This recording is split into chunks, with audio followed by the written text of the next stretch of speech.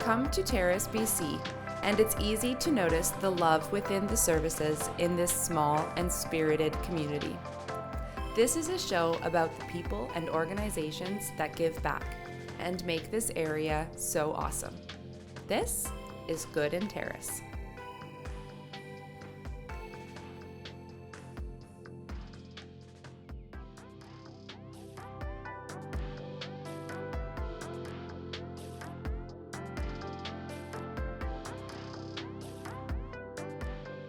In this episode, we meet Trish Seal, the founder of the Terrace Raven and Crow Rehab Sanctuary.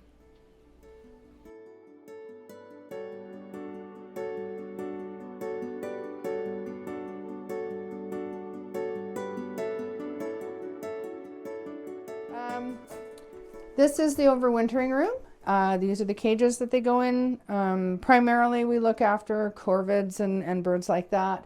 And you'll notice that there's paper on the walls and a blanket on the floor and newspaper everywhere because they are very messy birds. They dip everything in water and then throw it around. So it's a major cleaning feat several times a day. But this is set up for receiving and or overwintering and or quarantine, depending on what we already have in care and what's coming into care. So some birds, depending on the time of year that we get them in and their stage of growth and their health condition, feather condition, everything like that, we can't release them right away. So we can overwinter them. Like one of the birds that we got in last year was late in the year. It was a raven, and it ended up being in care for an extended time. If it were, we wouldn't put a raven in here because these aren't big enough cages, but if it were a smaller bird, we would overwinter them in here. And then as spring comes around, we would release them at the appropriate time of year after they've been rehabilitated and some physiotherapy and make sure they're waterproof and things like that. So, and then we have to have considerations of where we release them as well, because there are creatures can be territorial. And so you wouldn't want to release something into an area that's well established with another clan or family or group. So you have to be careful about that. You have to make sure that they have the appropriate habitat for the species. And so this is where long-term care stuff happens in overwintering.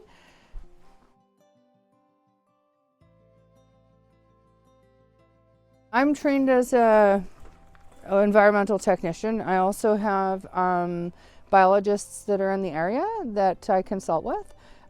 If it's something specific that falls under certain regulations, then I consult with the conservation officers. I also consult with some of our partners around the province, and I know my area. So I'm also an environmental technician as well as internationally trained wildlife rehabilitator. And so some of the organizations that we belong to are the Wildlife Rehabilitation Network of BC. Training was done through International Wildlife Council, which is an international organization. We work with the BC Conservation Officers. We work in partnership with Northern Lights Wildlife Rescue. Mars down on Vancouver Island, just in Merville outside of Campbell River. Owls down in Delta. And we're hoping to run a program in the next year in partnership with another organization with Natural Resources Training Group.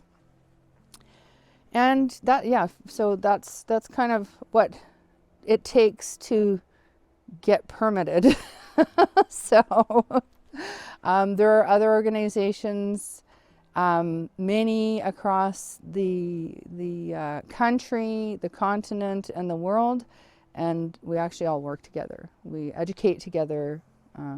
We support each other, and I can tell you that there's been times through this process where I just didn't know what to do, and I always could call someone to consult with. So there's a lot of consultations that take place, and then more so in the beginning, but then afterwards, after a while, you kind of get the hang of things, and things come more natural.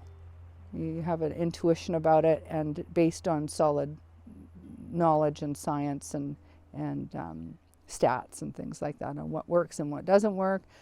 Medical care is very similar to domestic animal medical care, so had to train for that. We do a physical exam when they come in and then make an assessment from there, consult, and then carry out actions based on those.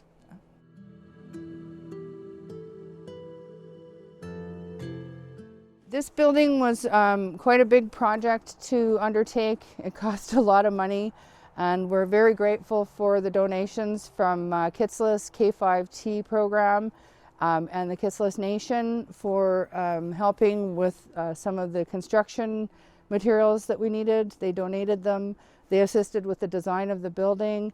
We've kind of run out of money, so Early Bird Timber Mart here in Terrace has opened an account for us. We get things at much reduced rates, some things at cost.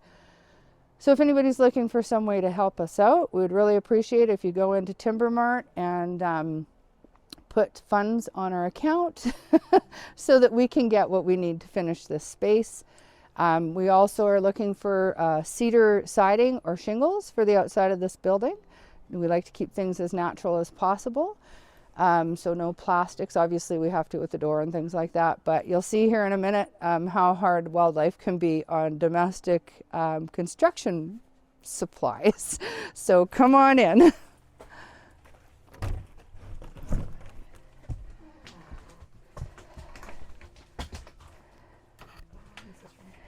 Yeah, so this space, this is the outdoor space. So we have every containment for wildlife has to have a 2-door system. So the door that we just came in is the first door, and then this is the second door.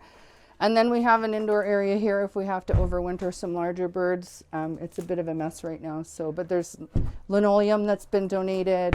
We're looking for an artist to do a mural of trees on there so that birds feel more comfortable. Most of what we do, other than what has been donated or what gets donated, is privately funded by myself and my husband, and people who donate when they bring in birds, or yeah, just we have a plant sale every year that Lynn will be talking about afterwards. And so this is the space that we rehabilitated a baby raven that was with us for much longer than he should have been. His name was Gax, and he is still around Terrace, and he's doing well. I see him all the time. He follows me in my vehicle when I'm driving around. And we had him for about 6 months. So this kind of space was really important for him. And then my husband constructed this. And so what we did was we added an escape hatch on here. So when it comes time for release, we can just open the door and they can come and go as they need until they feel safe to fly off. So that's what a soft release is. A hard release is when we take a bird out into the wild and release it, and there are no supports provided. It's does well with hunting. It's been in care for a minimal amount of time, and usually we try to, well, it's important that we know the exact location that any rescue comes from so that we can return them to their territory, and so that they're accepted and they don't have any additional barriers that they have to fight to hold their space. So have they typically been accepted when you... We've had very good success, yes. Like for instance with the golden eagle that you saw the video of on our Facebook group. He's doing very well. Gax is doing very well. He's still around. I suspect people are helping him out a bit, but I can't really do anything about that. I do ask that people not feed wildlife, because it can undo the hard work that we do, and it puts them at risk, because not everyone's friendly to wildlife, especially ravens and crows. So it's important that they maintain their fear of people. And if people are feeding them, that interferes with their fear of people, and that's what keeps them safe.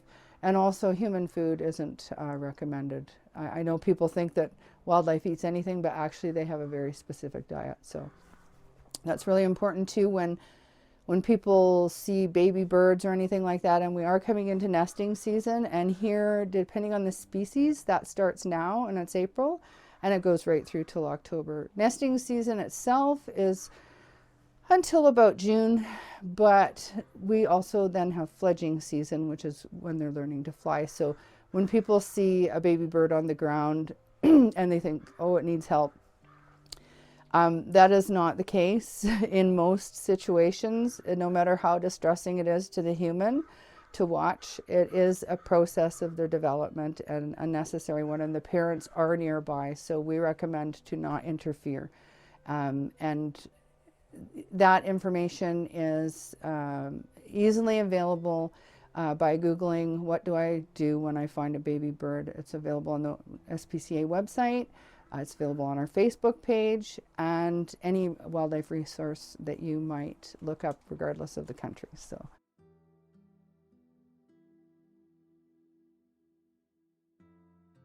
Hello.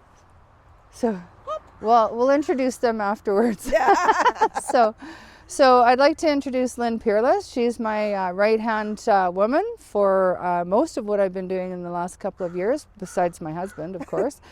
And so Lynn, take it away. Yeah, so this is our outside bird enclosure.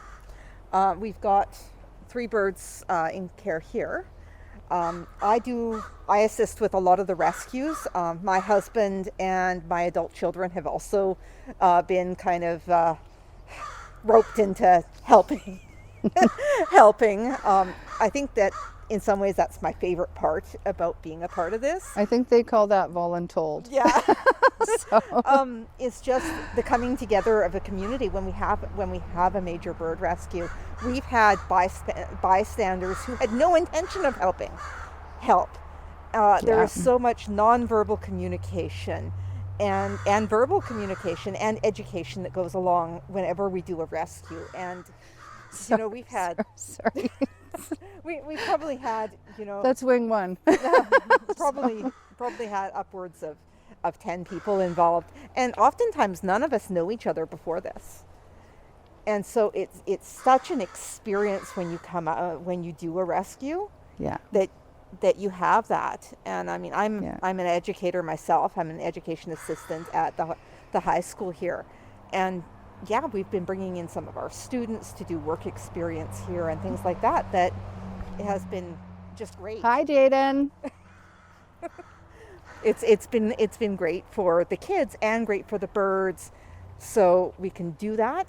Our next big thing that I'm working on is we're doing a plant fundraiser. We're looking for donations of plants. So when people are splitting house plants, getting their gardens ready, planting, give us your extras. We aim every year for the 2 weekends following May long weekend. And so we take these plants and then we turn around and sell them by donation. So you come to the farmer's market, you pick out a plant and then pay what you want to pay. And all the money comes to us. Will we have our t-shirts available this year? We'll have our t-shirts available. We'll also, as long as the farmer's market allows it, we'll have neem oil, organic 100% neem oil that is a non-toxic way of managing pests in your garden. And it actually is very good for your tomatoes. We don't grow neem. Green neem doesn't grow here, but we do bottle it ourselves, and it has our very own label on it.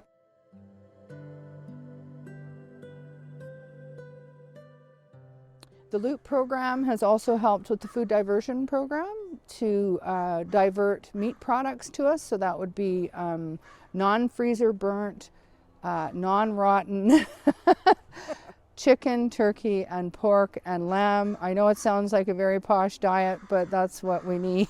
That's what they eat? That's what we need to feed them. That's right. Yeah. So when I say we're privately funded, that means if we're not getting help with that, we pay for everything. Come on in.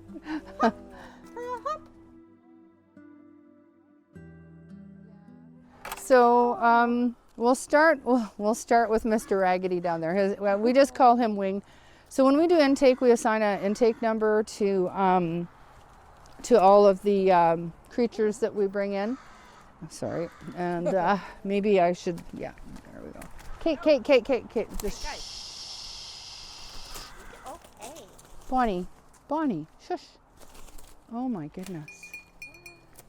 Shh. too many people. Freya, maybe, yeah.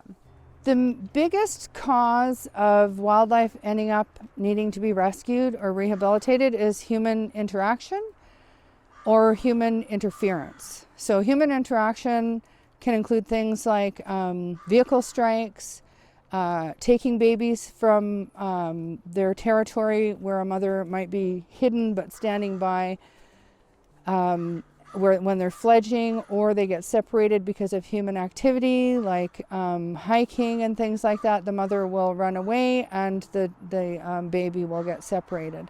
That can happen when people are out canoeing in marshlands and things like that as well.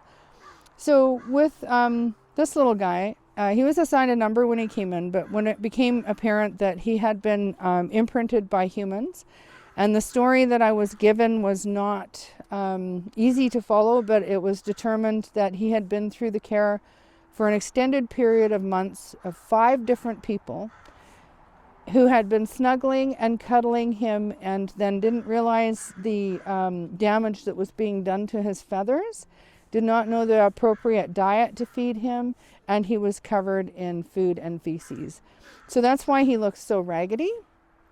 And birds molt once a year, and molting means that's when they lose their feathers and their feathers grow back. And here, for our crow population and most birds, it's September. It's the end of the summer before the fall. They grow back nice feathers. So he's not releasable because he has been imprinted to humans. He has no fear of humans, and his feathers are not waterproof.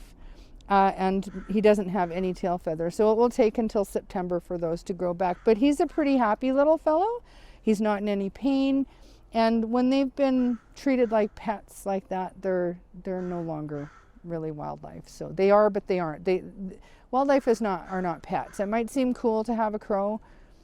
It's not cool for the crow. So moving on, we've got these two up here.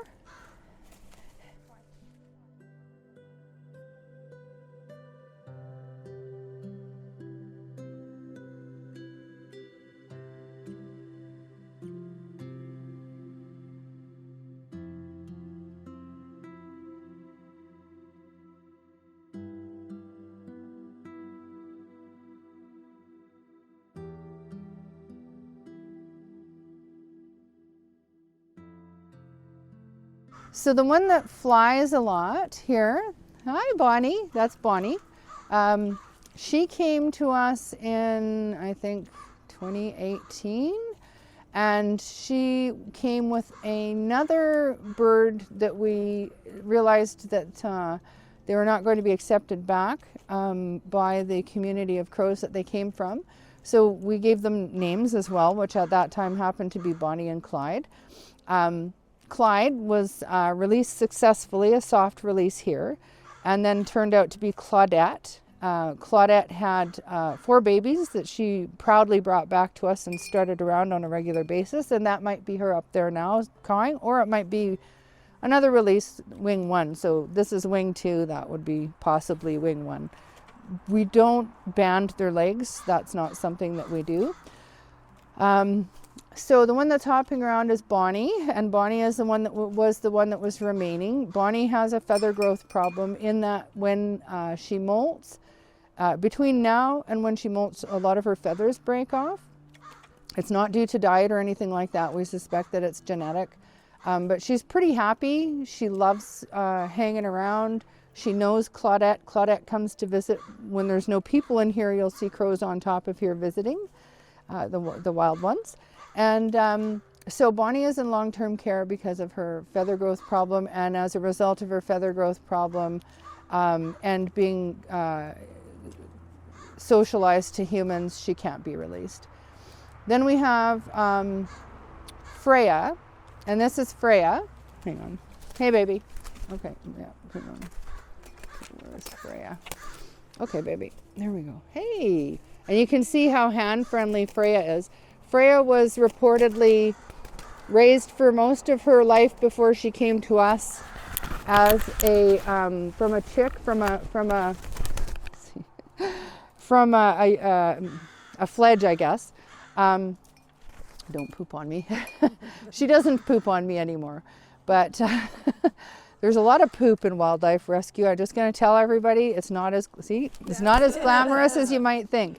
Does she know not to poop on you? I think she does now, yeah, because she hasn't pooped. I'm going to say that now. She's going to poop on me. But so Bonnie came to me, and she was in pretty good shape, but it was determined that she's blind. She has white plaques over her eyes, and I started noticing that anytime that she was being cared for or anything like that, that she'd have to peck and bite to make sure, like, you'll notice that, like, now she knows my hand, right? But in the beginning, she'd have to check to make sure it was there, physically check to make sure it was there. So she doesn't fly because she can't see. So for that reason, she can't be released.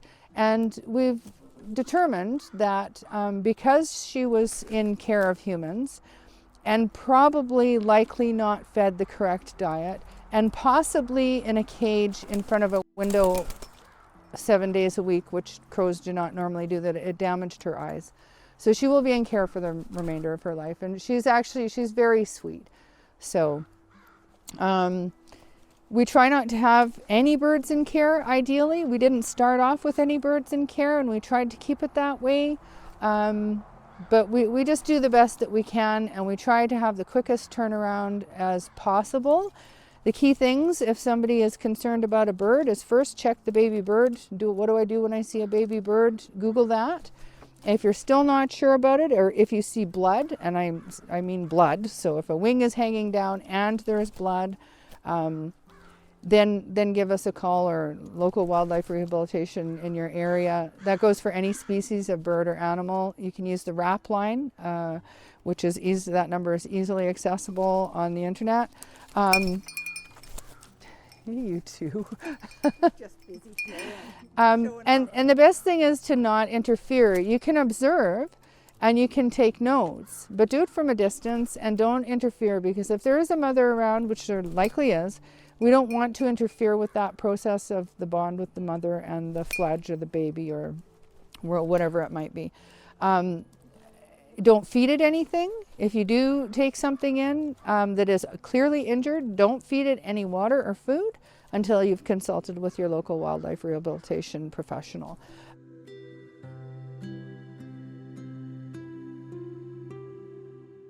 I had done domestic animal care for about 12 years prior, and it just seemed like a natural transition for me. And then when COVID hit, of course, things changed, and I chose to close my domestic animal care business. But there was still a great need for wildlife rehabilitation, and there was a gap in services in our area. I've learned a lot since then. I've learned what my limitations are, that's for sure. So for the first few years, we tried to service the entire north, and that is a recipe for burnout. So we do. We are very specific with the species that we look after now. So we primarily take our calls from other wildlife rescue organizations, the conservation officers, and in certain cases in our direct community, we will go out and assist with capture when we're able. But we do not go out at night. We work on a buddy system, so we do not go out alone. And so there's some safety protocols involved in that. So I know sometimes people don't understand why we don't run out in the middle of the night down the highway, like a wildlife ambulance with a crew. But we just don't have those resources, and it's not safe to do that. And anybody who helps us has to go through training, and that is also time consuming. So we do offer some training, but there has to be some give back for that, and there has to be some commitment. The RAP line. This is a key number that everyone needs to have if you care about wildlife. While it does, RAP does stand for Report All Poachers and Polluters, and it's the Conservation Officer 24-hour hotline, which is 1-877-952-RAPP, which means the number is 7277. It's not just for poachers and polluters. It's for any wildlife encounters that you might have. any injured wildlife that you might have, especially in the protected species like raptors or migratory birds or protected birds like loons. Encounters that you may have with any mammals, be they brushes with bears or cougars, anything like that. So that is a very, very important number.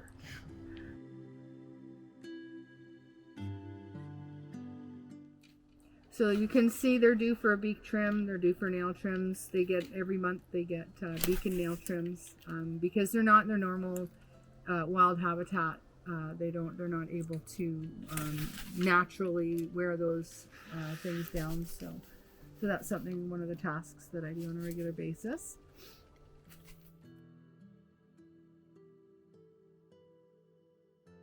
Inside of the overwintering cage, and so there's 3 perches inside of there, and for stimulation over the winter we do a multitude of different things. So I don't put anything plastic in there except for the dishes, because they need to be sturdy, and what's available. So we, pine cones, sticks, things like that, activities for them. And Bonnie has started, it started innocently enough where Bonnie would just go hop, hop. So I would say hop, hop. And then she'd go down on the bottom and I'd go boing. And then she'd do hop and I'd say hop. And if I didn't do that, she would go and do it over and over again until I said hop, hop, boing, boing. So then this year she's got a new component to that where she jumps on the sidebars and I say jump. But again, if I don't do it when she says, she'll do it until I say it, and then she'll do a different activity. And then Freya started doing the same thing, but she can't see very well. She knows where her perches are, but she so she'll just do hop and then stay there and wait for me to go yay. Has started doing boing. So his cage is smaller because obviously he's, he doesn't have the tail feathers for balance and things like that. But it's only this far from the bottom from his perch on the floor, but once he has his food, he'll go boing. Aww. And then look at me to go, yay! So, oh, you know what we're talking about, don't you? Oh, yay! Oh, they're so smart. Oh. See, they need their tail feathers. I was gonna say, is he really affected, by his tail feathers? And he stays low, and I want him to stay low, so I've kind of created a barrier for him there. Oh yeah. Because I don't want him to fall and injure himself, or he's not. His feathers aren't like the way they should be there to protect him. So.